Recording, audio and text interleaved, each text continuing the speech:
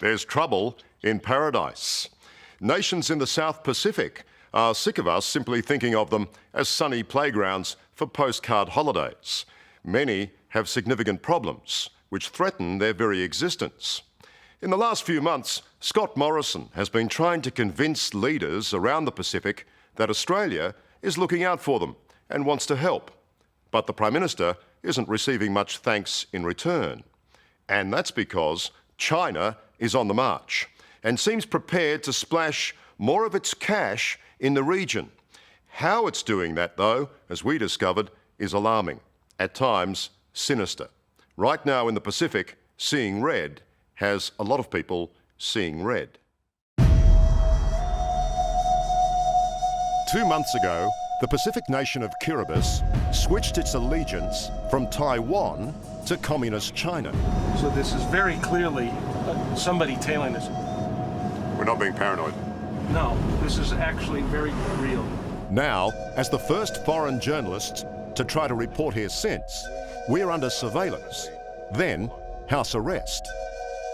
My other instruction is to transfer you, only you, to a cell. 3,500 kilometres west, in the Solomon Islands, a glimpse of how China might buy its alliances in the Pacific. So they rang you and said, we've got $1 million for you if you come to the hotel and accept the switch to China. Yes. And just to the north, in war-torn Bougainville, with its legendary gold mine, we reveal a Chinese master plan. You would be quite happy to do business with China. Oh, yes. How do you describe China's actions in the Pacific? One word, expansionist. Captain Jim Fennell was the intelligence chief of the US Navy's Pacific Fleet, watching China's moves there on a daily basis. Now he's warning Pacific nations swaying to China's influence to beware. China has told all these Pacific countries that it just wants to be their partner. It wants to be involved economically. Do you not believe them? Well, we have evidence that shows that when they say they want to be your economic partner, the end result is they become your economic master. China demands no country in its diplomatic sphere can recognize Taiwan. And there's no doubt the communist superpower has a grand strategic plan in the Pacific, extending its alliances further and further south. And with those alliances, massive infrastructure, like this gigantic wharf in Vanuatu that the country doesn't need, but could dock an aircraft carrier. With recent back-to-back recognition of China by the Solomon Islands and Kiribati, and possibly the soon-to-be independent Bougainville, we asked Jim Fennell to join us on a Pacific mission to report on China's intentions. They're interested in this area because it's essentially the lifeline or the choke point between America and Australia and New Zealand. China has built the Navy that people said they were never going to build. China has deployed their fleet to places they said they were never going to deploy. They believe that they're supposed to be the rightful leaders of this new global order. You know, the British century, the American century, now we're going to have the Chinese century. That's their vision. In September, Manasseh Sogavare, Prime Minister of the Solomon Islands, announced his country was ditching recognition of Taiwan, chosen to be on the right side of history, for Communist China. A move Deputy Opposition Leader Peter Kenalira says was more a dash for cash than considered diplomacy.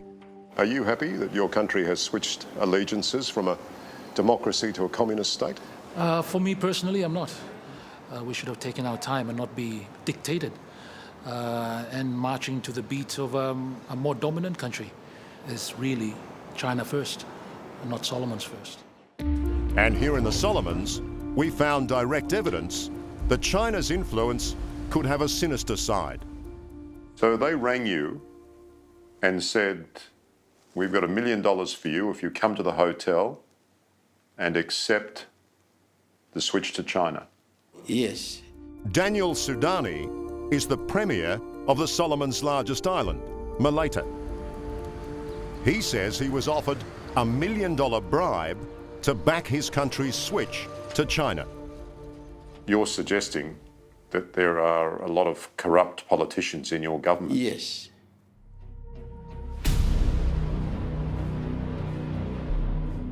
But $1 million just to be pro-Chinese, I mean, that's a hell of a way to do business. Oh, it is. It is a new way of doing things. It's really dangerous. You think there's one bag of money, there's got to be more. Oh, yeah. Yeah. They don't come, single. Weeks ahead of our visit, we requested an interview with the Solomons Prime Minister about his sudden recognition of China.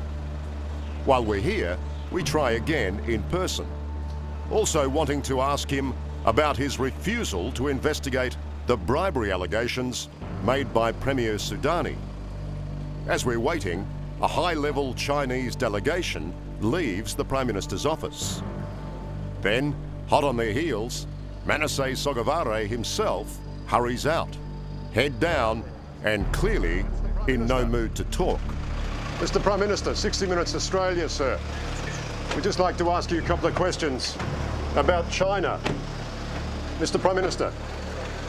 Mr. Prime Minister, can we ask you about the bribery money, please? Amid all the claims of bribery, corruption and kickbacks, it appears the Chinese have another novel approach to increasing their presence here, like leasing this entire island of Tulagi for the next 75 years, all 10 square kilometres of it, including the deepwater port, oil and gas rights, fishing rights, forestry rights and tourism rights. The Chinese want all of it, and the locals are not impressed.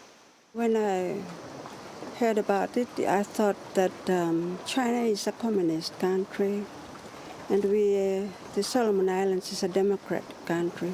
Margaret Manu is an unlikely enemy for China to make. But here on Tulagi, where land ownership is matrilineal, she's the voice of her people. And the people here didn't want to be owned by the Chinese? No. 60 Minutes has obtained a copy of the lease document, which is almost comical if it wasn't so sinister. The agreement was signed by Tulagi's provincial leader, who locals say hasn't been seen here since. And, luckily for Margaret and her people, it was ruled unlawful when it became public. So there was no consultation? No, not at all. So the Chinese company just came in here and tried to have the agreement signed by one person, and that was it? That's what happened, without the people knowing what's going on. And what we're seeing now from our visits to the islands here is that the Chinese are coming in with soft power and lots of cash to buy out local officials to gain access to ports and airfields and resources that give them a controlling monopoly in the islands and thus give them control over this vital sea lane. Coming up, not welcome in paradise. We're being followed by a government car. Why the government of Kiribati There's something to do with the kinds of money that's being brought in. doesn't like nosy reporters. What's happening to us now is basically house arrest. That's next on 60 Minutes.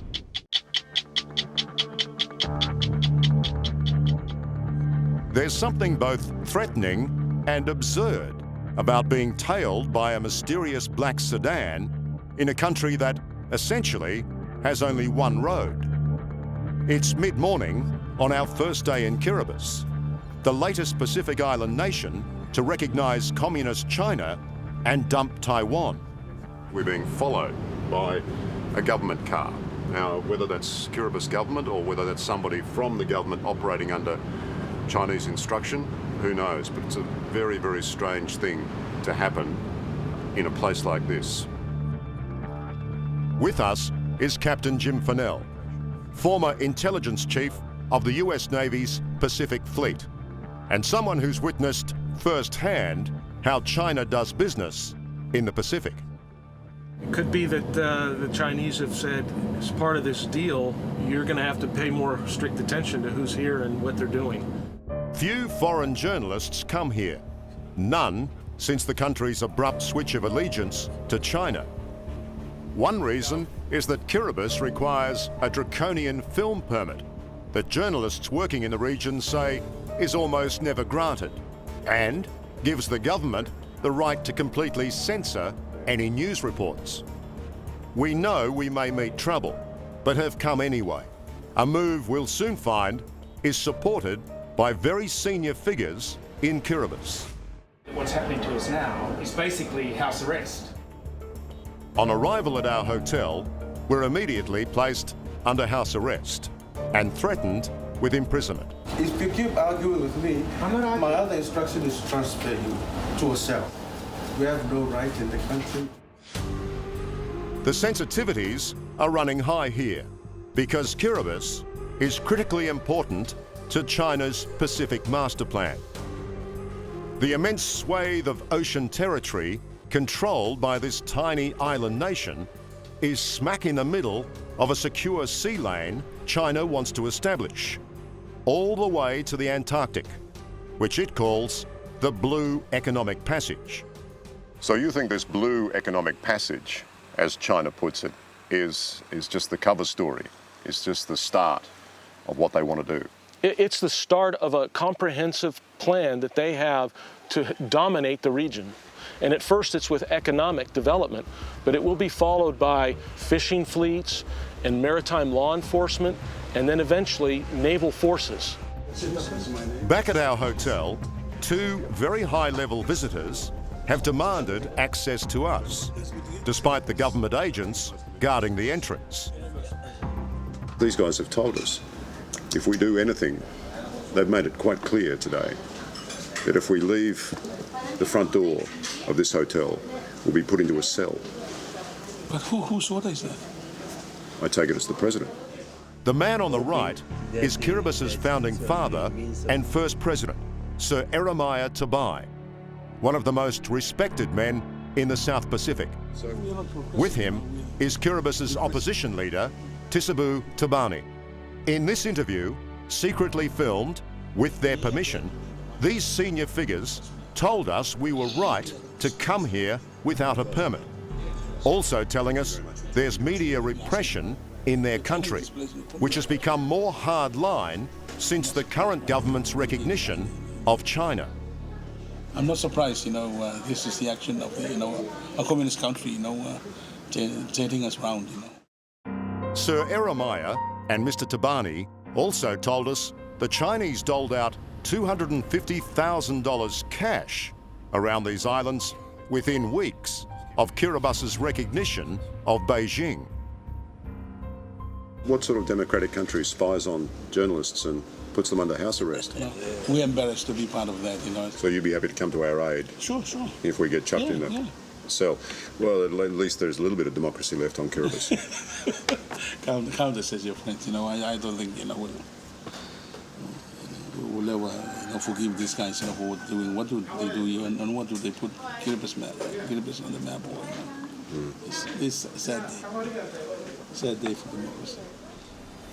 Perhaps safeguarded by the presence of these two men, we were merely deported from Kiribati back to the Solomon Islands the following day.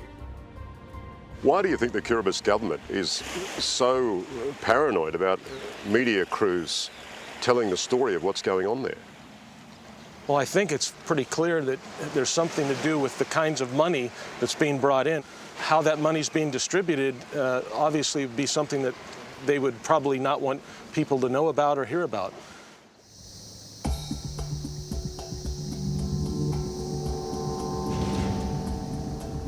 And on the very day we arrive back in the Solomons, an immense deal is announced for Chinese control of the country's only gold mine, high above Honiara. This is the Gold Ridge Mine. It's an old gold mine that's been resurrected in the first major deal the Solomon Islands has done with China since it switched allegiances to the communist country. Incredibly, China describes the $825 million purchase and all the infrastructure it intends to build here as an early harvest. And if you need evidence of advanced Chinese planning, we're told by a mine insider that the security guards' uniforms, complete with Communist China's flag, were ordered 6 months ago, even though the diplomatic recognition that opened the way to this deal was only 2 months ago. The Chinese will not only reap the direct profits from this gold mine, but everything they build to service it, roads, railways, and port facilities, will remain in China's hands forever. But just across the water, there's potentially an even more glittering prize. Coming up, that is truly enormous. 60 billion reasons One of the biggest man-made pits in the world. the Chinese want this piece of Bougainville, China is now taking control of the South Pacific. and why Australia is the big loser. Australia is making enemy out of Bougainville. That's next on 60 Minutes. On our tour of the Pacific, we'd find conclusive proof of China's long-term planning for our region. We're in Bougainville, still part of Papua New Guinea, but not for long. Next week, it votes in a referendum on its independence. Bougainville was one of the forgotten campaigns of World War II, but 516 Australians died here during the war. 516. Put that in context for me. Well, that's comparable to Vietnam. But veteran journalist Ben Bohane covered a far bloodier conflict here. The Bougainville Civil War, where a rebel army fought New Guinea for independence and control of the fabulously wealthy Panguna gold mine. Over 10,000 people died between 1988 and 1998. Given the small population here, safe to say virtually every single family would have been affected one way or the other. In small places like this, every family was touched by the war. One of the commanders of the Bougainville rebel army was General Sam Kauna. Politicians, they make war and we fight the war. Now, Ben Bohane and I are headed to meet the general at his headquarters in the south of Bougainville's main island. It's hard to imagine fighting a war in this terrain. Harder still to imagine the infrastructure required to bring this place into the 21st century once it achieves independence. But if it does, General Kauna is one of the leading contenders to become its first president, supported by his formidable wife, Josie. General, how confident are you that Bougainville will become independent? I am sure. I've seen it. I've gone around the island, north to south, seen and heard people expressing their feelings, their views. You've been campaigning relentlessly, haven't you? Oh yes, to make sure that they vote for independence. But central to any hope Bougainville has of becoming a self-sustaining nation lies deep inland, its golden heart, the mine called Panguna. Ben Bohane and I are being given rare access to this legendary place. Wow. Have a look at that. That is truly enormous. One of the biggest man-made pits in the world. It's estimated Panguna still holds nearly $60 billion worth of gold and copper. So that's what the war was all about? And the future here too, I guess. Yeah. This is the mine that triggered the war and may well be key to the future of Bougainville. It's an eerie place, a frozen moment of the aftermath of war. So it's in here. So it's in here? We meet the Panguna rebel commander, Moses Papiro, who shows us the massive safe where the mine's gold was once stored. Now, welded shut, it contains the weapons his men laid down for peace. How many weapons? Maybe 200 plus. But if Bougainville is denied its independence by Papua New Guinea, which has to ratify the referendum vote, Moses has a somber warning. Moses, is there any way in which those weapons would be used again? Wait to see. Maybe war is coming again, or we don't know. In truth, it's unthinkable that war will revisit this devastated place. But restoring it to production seems almost equally impossible. This mine is set to be the beating heart of the new Bougainville Republic, and the blood pumping through it is destined to be foreign sourced. The big question is, will China win this too? Bougainville now is starting on a clean slate. We will be looking at all avenues. What about China? China inclusive, yes. China is the superpower in the world. We are free. Bougainville is free to be choosing whichever countries that we can have the best deal with.